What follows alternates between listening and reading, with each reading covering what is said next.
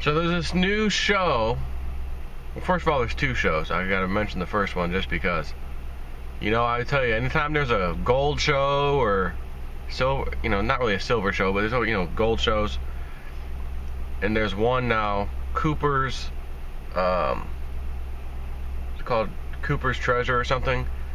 Gordon Cooper, the astronaut, when he was in space, you know, he's looking down, and the guy that became his friend thinks he had some top secret device that helped him locate treasures or something, you know, or at least the cannons maybe from space. I don't know, you know, like you'd think of some kind of giant metal detector. It doesn't really make sense. Or maybe he could just see them from space. Not really sure because he had a camera too. But he passed on and gave this kid, who's now an adult, you know, probably my age or so, and his father a chart and some stuff, and they're going to look for these treasures where he marked on these maps. Cool show. But another show I watch, it comes on, these both come on Tuesday. Jungletown on Viceland, the channel Viceland. In the depths of the Panamanian jungle, an American entrepreneur and hundreds of young people are building the world's most sustainable modern town. And I said, yeah, that sounds kind of neat.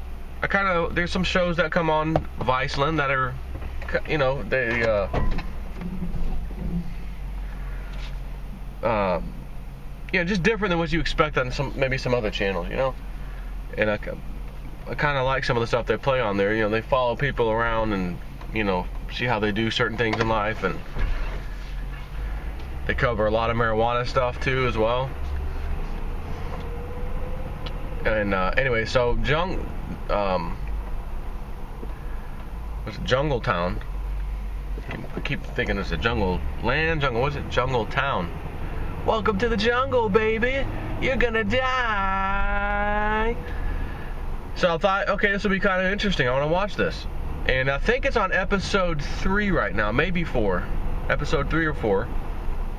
I started watching it from the beginning. I happened to get lucky and so, you know, flipping through the channels or something, and so, oh, what is this? Jungletown. I read about it, you know, a little description. Oh, that sounds kind of neat. Let me set that to record, and I went ahead and recorded the series. So again, every Tuesday I'm watching it. And like it said, there's, you know, this entrepreneur who bought, I'm not sure how many acres it is off the top of my head. They did say. And for some reason I almost want to say 150 acres, but I don't know if that's accurate. Maybe less than that. It may only be something like 20 acres.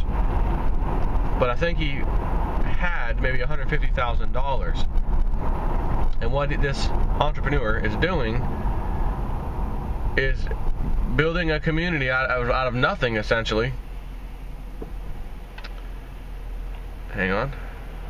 Got a little craziness going on at the four-way stop.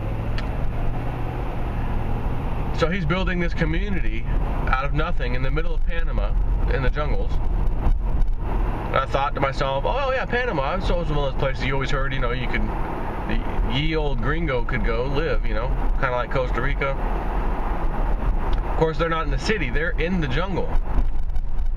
And they have this little stream and stuff that runs right next to the property, so that's their water source. But he's essentially getting these like new, either A, they're still in college, some of them, or B, they're out of college, but I mean, these are all millennials, 100% millennials. And he's got a few of them that are technically on the payroll. The rest of them are essentially paying $5,000 to come there and get the experience. And the experience is consisting of, you're going to help us build this town. And these people know nothing about any of this stuff. You know, building a town, or, you know, how to make the proper cuts or structure, that kind of thing. I mean, they're doing it. It's working thus far. You know, but it looks more like, you know,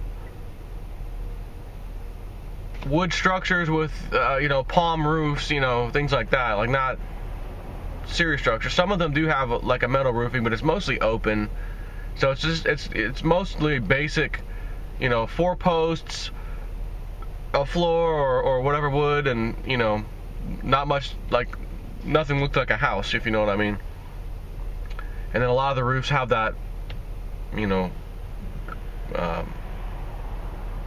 palm tree or palm leaves, whatever, as the roof. You kind of like you'd expect to see if you went to some like you know, remote village in the Amazon somewhere, you know, almost like those kind of structures. But like nobody's like the last episode, you know, this young man, he went to college for some kind of biology, you know, major or whatever. And his concern is, and I'm not sure if he might be one of the ones on the payroll, I'm not sure. I think he might be one of the ones on the payroll. Which, by the way, 2 or 3 of them have already left. This isn't what I thought it was going to be. Kind of misleading, what you said this was going to be about, and then now that I'm here, I'm not really seeing that. Like, I thought this was going to be this, and it's not. So they left. Looks like the numbers are going to start dwindling, from what I can tell.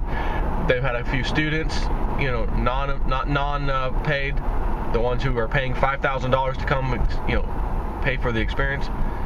A few of them have left. Not really what I thought either. Yada yada yada. And the key for me last night was that this one young man, who's again the biology major dude, him and another girl are sitting down and they want to talk to the entrepreneur, you know, the guy that owns it all. Now there's, as I read you said, oh, there's hundreds of people. I don't know about hundreds. I didn't see hundreds. However, you don't need a whole lot to pay $5,000 a piece, you know, to make $150,000. And so anyways, they do have some solar panels. They have like a homemade washing machine out of like a 55-gallon drum, you know, barrel, plastic. They use their hand and roll the thing around or whatever.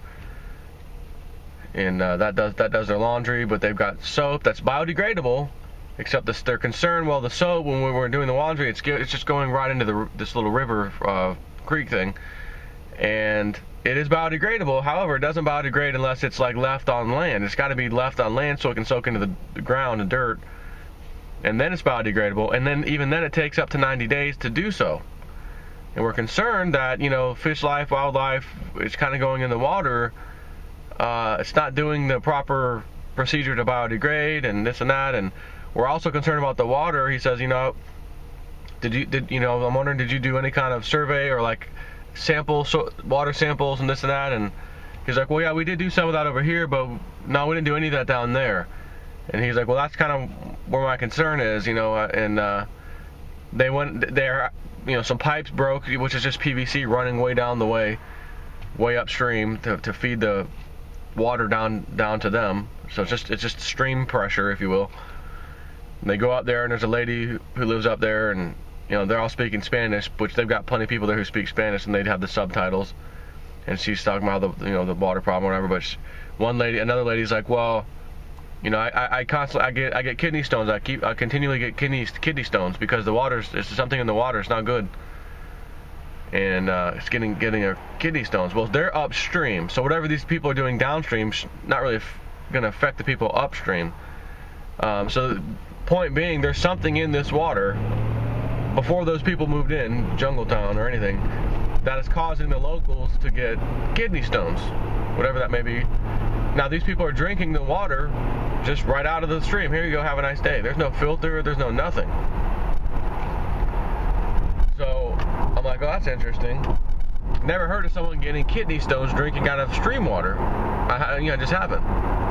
So is it being polluted upstream by some kind of big, you know, like we do here in America, big old giant corporation somewhere on the river? Oh, we just happen to move in here. We're not going to be polluting the river. And then they're dumping all their chemicals and crap in the river. So who knows what's happening upstream, one way or the other. So the entrepreneur guy, you can tell he doesn't like any kind of confrontation. I just want this to be this beautiful hippie land. Everyone's happy. We're going to learn stuff together. Like, I don't want to hear about water problem. Like, he's getting upset about it. You can tell by the way he's talking to the girl and the guy that brought it up to him. He's like, so are you telling me that you're quitting right now? Like, he just kind of cuts him off in the middle of it. Are you basically telling me you're quitting? He's like, well, no, I just had some concerns. All right, well, finally, he's like, all right, well, yeah, I mean, I don't know everything either about this stuff, so, yeah, I mean, you just gotta pick the ball up and run with it, and if you see something, we just kind of need to do it, and be honest, as the whatever, I don't know if he said leader, but whatever, his role there, I'm not gonna be able to sit down with everybody and just have these conversations, like anyone who wants to sit down with me, I can't do it with everybody. I don't have the time, and which I get it, especially the regular students, and again, these might have been students actually, not on the payroll. Come to think of it, because of what he said. When he said that, I don't have time to take the students, one by one, if they want to sit down and talk to me about an issue. There's just too many, and I don't have time. However, I mean, you're the boss, and if you're not going to be able to sit down with these people, you need to at least let them sit down with your people who are on payroll. And then the people on payroll, when you have the meeting with them, maybe they can voice it with you. So there's like no structure. It's just almost like, yeah, come on out. This brochure looks great. And then they get out there and there's like no one really knows what's happening or what's going on, or just people are getting frustrated with other people, and you've got the hippie few people who are total hippies out there. 2 of them which just left. They've had enough. Kind of left like without telling anybody. We're just leaving. We don't want to cause a scene or anything, so we're just gonna leave. They woke up the next day, and where'd they go? I guess they left. Oh, okay. Like left, gone. So this kid who brought up the issue about the water, and he's got the biology major, it goes, whenever they have like someone like that on the show, it looks like they go back and show you, because I guess the camera crews follow these people around, some of them, back at home.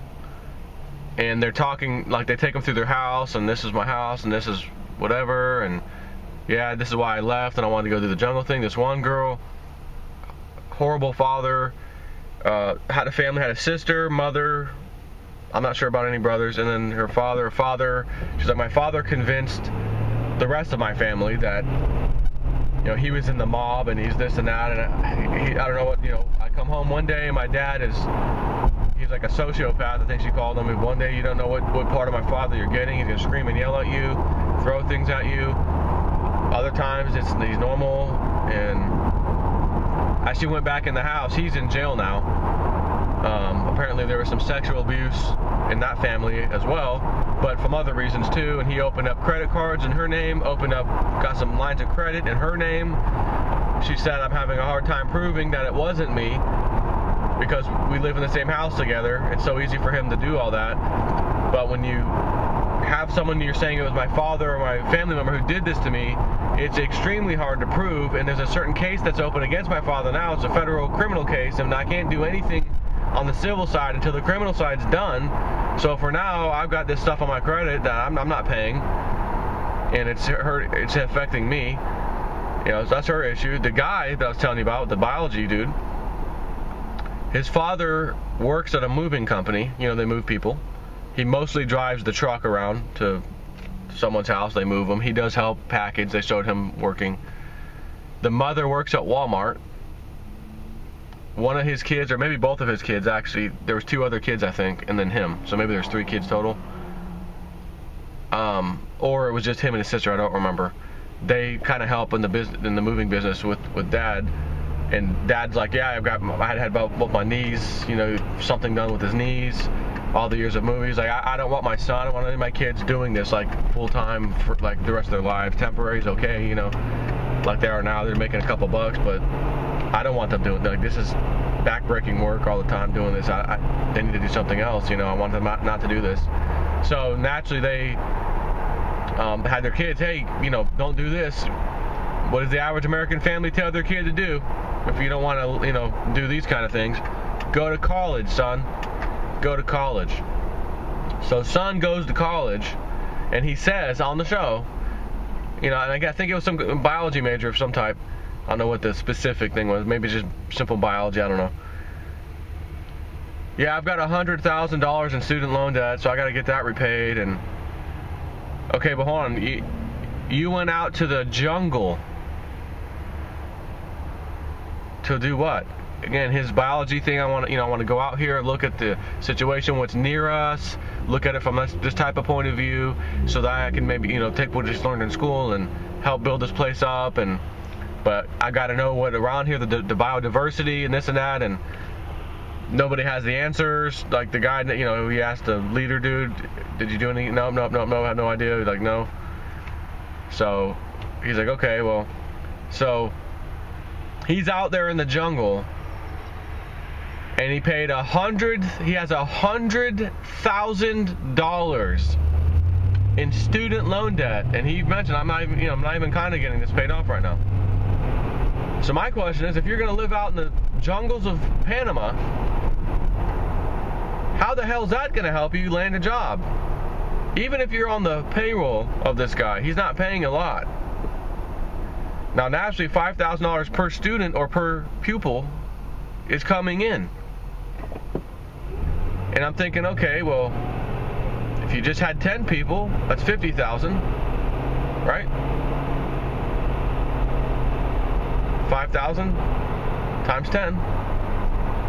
So I'm like, okay, that's interesting, and these people are only there for like a few weeks to several weeks is like the max. That's it. Then they go back home and that's it. And then the way that this guy wants us to roll is we'll have new kids, students or whatever, come in, pay $5,000 apiece, and help build this place up. So some people are like, yeah, I had to pay to. He's like, I feel like I had to pay to get put to work, except I'm not getting paid. I actually had to pay them. Right? You own nothing. Because the guy was also had a meeting with everybody, because some people were voicing some concerns about some things, and then and he was talking to his paid, people on the payroll, and he's like, yeah, you guys got to be the role model. You got to, basically telling them like, you got to make it look like everything's cool here, because when they see you, you're the, you do work here, so you can't be dragging around and upset or sad or not feeling it. You got to be on board, and you got to have the vision. If you don't have the vision, it's not going to work. You got to have the vision, and some of them are like, well, we thought we had the vision, but this wasn't quite what we thought. Even what we read online and what we were going to be doing here, this wasn't quite the vision. So that's an interesting show. But the part that stood out for me last night, he's in $100,000 in debt, student loan debt. Imagine that. That is no small amount for a kid in their 20s. Early 20s, most of these people. Saddled, absolutely saddled with debt. This is, hey, you just got out of college, here's a mortgage for you that you're paying by yourself. You're not going to have a spouse helping, you're not going to have anybody helping. You owe $100K, start paying it back, sucker. How much is $100,000 in student loan debt? Like, what is the payment? Because the minimum is just like a credit card. Yeah, pay the minimum and we'll get the interest rate as profit forever. Because we know you're never going to pay this $100K off. It'll take you the rest of your life. You can't pay it off and then go get a house. You got to pay it off and start doing the whole American dream thing. I got to live. I got to find a girlfriend, make her my wife. We got to have kids. We got to get a house. We got to get a job. We got to do all these things. So whatever house you get, you're going to have $100K on top of it. And that's just old J Snip 4 speaking, but God help you if your wife has $100K under her belt in student loans. Or any amount, 50K. You got 100, she's got 50. We just met, we're going to do the American dream thing. There's no way this student loan debt is ever going to be dealt with unless it is simply written off. And I'm here to tell you, if Donald Trump wanted to win over the millennials in the blink of an eye, the Bernie Sanders supporters, the one, those, in a blink of an eye, we're going to wipe out the debt. Now, of course, he can't just do that himself, but he could try to push for it and then have Congress agree. you know, it would make Congress look good, wouldn't it? They'd all look good, and he's going to sign, hey, this is the old Trump idea, I'm signing in this bill into law today. Effective immediately, this debt is gone. And I'm going to have to tell you also, at that point, they're going to need to make it to where the whole college system is completely revamped and revised to where that kind of stuff can't happen. You can't have someone with $100,000 owed to get a stupid degree that he's not using. Most of them never use it. Again, most people who are college grads do not use their degree in the field of work they ultimately get into. And that's another thing. What the hell does an 18 or 19-year-old know? It's kind of like asking your kid, what do you want to be up, 8-year-old? What do you want to be when you grow up? Oh, I want to help animals. Okay. I want to be a doctor. The typical garbage that we always hear out of school. You want to be a doctor? You want to, same like, and then, if that was the case, there'd be no other professions on planet Earth. We were all kids once. We all said the same crap when we were kids. I want to be a firefighter. I want to be an astronaut. Okay, so that doesn't work out. But that's a kid. A kid. 8 years old, 10 years old. Okay. How about when they're 18? Well, to me, still a kid, Yeah, technically you're an adult. But what the hell do you know then either? What experiences have you had in any job or industry that helped you form the opinion of, I want to do such and such. I want to be, get my biology major. What in the hell made you think that at 18, 19, whatever years old? Did you work somewhere where you, in a summer position that you got to work at the, Florida Aquarium or some kind of, out on the boat on the, mangroves somewhere off of a little, the coast of Florida? We just think that's what we want. So, okay, I'm going to school for that. And then we do it. And maybe during school you still thought, yeah, this is cool. I'm out of school. Now I got my degree. I got a huge college debt, student loan debt to pay back. But I'm ready. I'm gung-ho. I'm ready to do this. And then you go and get the job and get into the industry to find out, well, I'm actually don't have the job that I thought I wanted. This is kind of a lower on the totem pole position than I thought I would be able to get here. And they're telling me because I don't have any experience, that's why I've got to start here. But in a few years, I could move up to the... But I don't want to do that. I don't like that. I've got $100K I got to pay off. What they're suggesting I make right here is just 50 cents a dollar or more an hour than I'd get just finding a job somewhere. And then I got to pay $100K back. My payments are like, $700 a month. Technically, in order to pay it off in 30 years like a mortgage. $700 a month for $100K. Can you imagine? And don't these people know? Don't everybody know? Doesn't everybody know? This is what this semester costs. That's what that's going to cost. This is going to cost me somewhere in the neighborhood. And we always like to lower it a little bit just to make ourselves feel better. $80,000 or more dollars.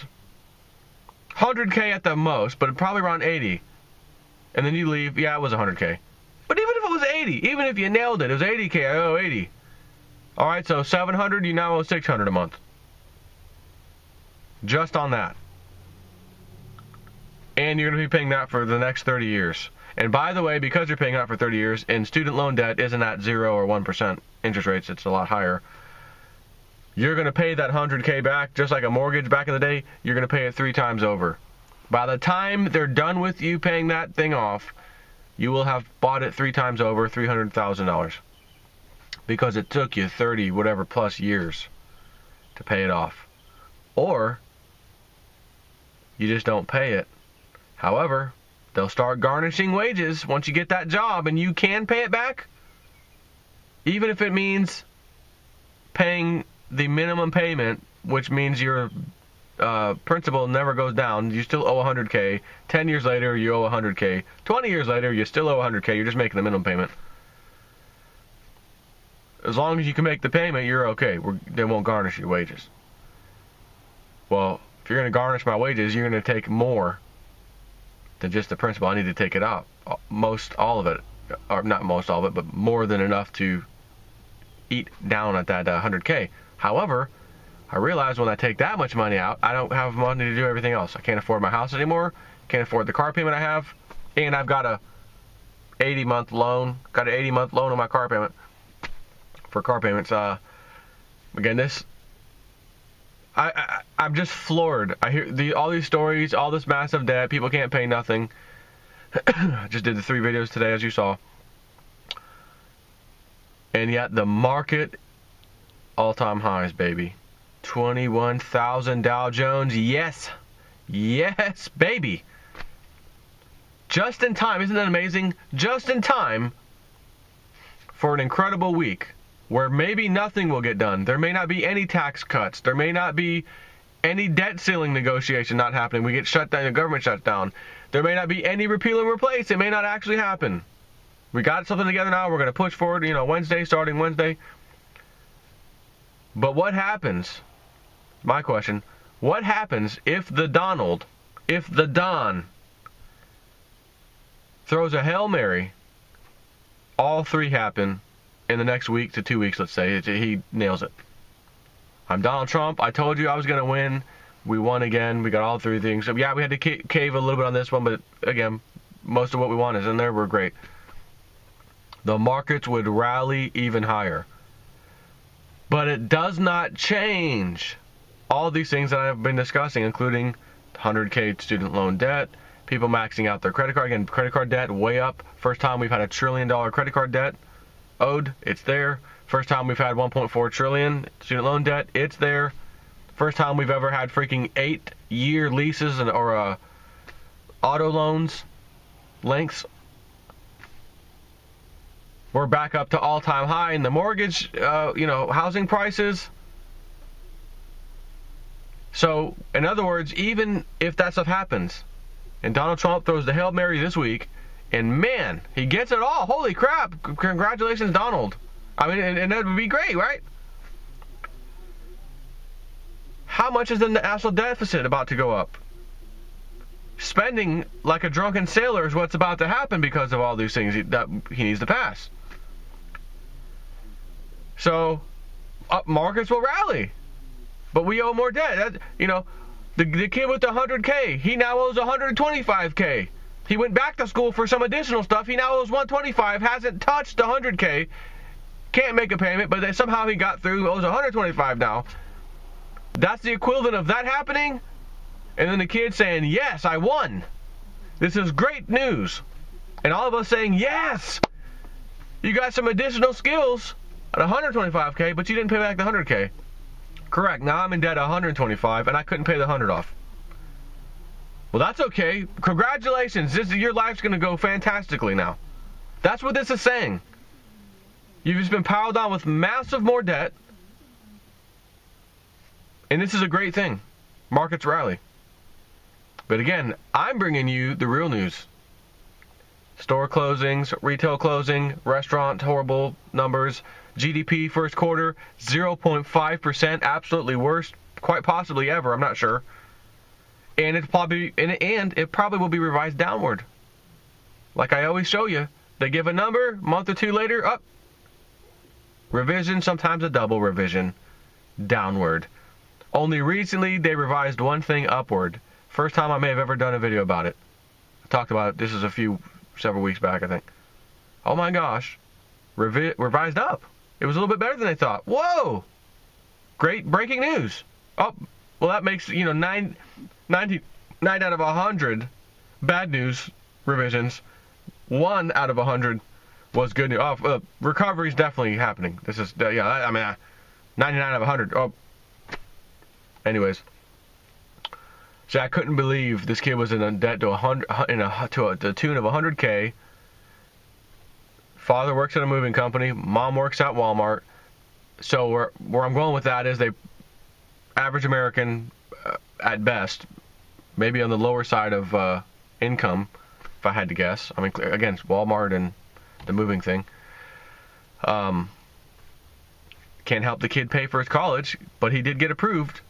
And I want to know who in the hell approved or approves all these kids for $100,000, 18, 19 years old. I had to save up, $1,500 to buy my first car, which I think was around $1,200 or $1,300. A 1973 Plymouth Satellite with a 318 V8 that I thought was just awesome. Oh, this car's so fast. It wasn't that fast. But I was 18 or whatever. Matter of fact, when I was 16, because that's when you get your license, I was already working at 14, at the end of 14, 15, and then 16. I saved up my money, bought my own car. And I thought how hard it was then. How long it took me to save up that money. And I was a kid. I lived at home. I wasn't blowing money. I worked at McDonald's. And I was still going to school, of course, so I didn't have a full time, but still, I worked out the weekends and everything, as long as I could. And then during the week, I'd get off school, OJT, leave, go to work, the rest of the day. And it took me forever to save up that money. Over a year to save up $1,500. Not having to have any bills to pay. And now you're 18, 19, and you've got $100,000 debt lopped on your lap? My goodness, I hope you're going to make like $250,000 a year in your dreams of being a biologist or whatever. I wish you luck. I mean, you're going to need something to pay that down. This is absurd. And then the other absurd thing is it really $100K? Should an education that this kid got really be $100K? Not even kind of. But like the school system, as in the public school system, and they have the administration and the board and all these, it just keeps growing, and our taxes have to keep paying for all this bloated school system when really we just want to pay for the school, the principal, the teachers, and faculty. I don't need Division 19 school board, Division 18, vote for me. I don't want to pay for all that. Well, we need the, No, we don't. And that's kind of the same thing with college. The same structure. Administrators and this one, and these guys are getting paid big money. They're the big shots. I'm administrator at such and such college, and I sit on the board, and this one. We all got to get paid big dollars because we're big shots. And they get their money up front, because it's a loan to the students. The student takes the loan, of course, and has to give it to them, so they get their money. That money's not being clawed back ever. And even with the insanity, places like ITT Tech shut down for good, and some other ones. The college system is obsolete. The internet system is the new college. When you can sit at your house on your computer and take courses there and learn probably more there than you will learn in school and not have to pay for faculty and the building costs and all this crap. I'll download a software platform, please, that'll teach me everything I need to be a biologist and get it, my, whether it's your BA or whatever. But this is a dying system, a dying empire and a dying system. And all of these things are symptoms of a dying system and slash empire. So how do you not get caught up in it? It's hard not to. It's hard not to when that's the system. You want to get a college degree? You don't have a choice. You're going to have to do it one way or the other. And what if you take, Phoenix online? Is that legitimate? Is that a legit? Do I get a legitimate? Is that a legitimate college? Do I really get my BA doing that, or do I have to go to an accredited school? Because some of these places won't hire me unless I go to an accredited school. The accredited ones. You got to have those. Oh, the ones that end up costing you $100,000. Yes, that's why they're accredited. Anyways, take care.